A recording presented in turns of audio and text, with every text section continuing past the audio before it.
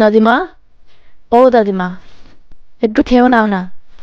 না না, আমার গলা দিয়ে নামে না, আমি খাবো না। আমার ভালো লাগছে না রে, মুখে কেমন জানি লাগে, আমার ইচ্ছে করে না, খেতে একদম ভালো লাগে না, আমাকে একটু শান্তিতে থাকতে দে। এরকম করলে হবে? তোমাকে তো ওষুধ খেতে হবে। ও দাদিমা, একটু খেয়ে নাও। তখন ডাক্তারবাবু বলছে তুমি যদি কিছু না খাও তাহলে ওষুধ কি করে খাবে। প্লিজ দাদিমা, একটু করে খেয়ে নাও। তুমি না খেলে আমি কিন্তু মাকে ডাক দেবো। না না, আমি খাবো না, আমি ওষুধও খাবো না।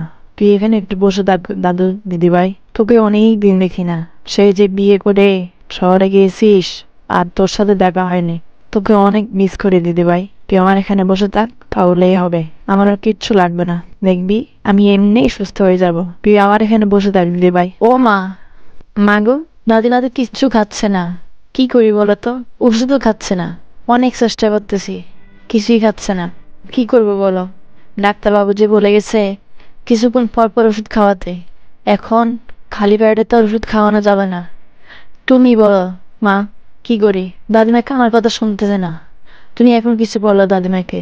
ইব্রাহিম তো গেল ডাক্তার বাবুকে ডেকে আনতে, কিন্তু তোমার বাবার শরীরটাও তো ভালো না, তোমাদের তো ওখানে যাওয়া দরকার। তোমার মা ফোন করেছিল, তোমার বাবা নাকি তোমাকে দেখতে চেয়েছিল, তোমার তো ওখানে যাওয়া উচিত, তোমার এক্ষুনি বের হয়ে যাও।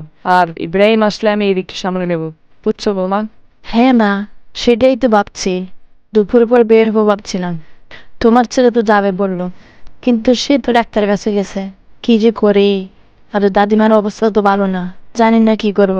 তোমার ছেলে আসুক, তার সাথে কথা বলে দেখি কি করা যায়।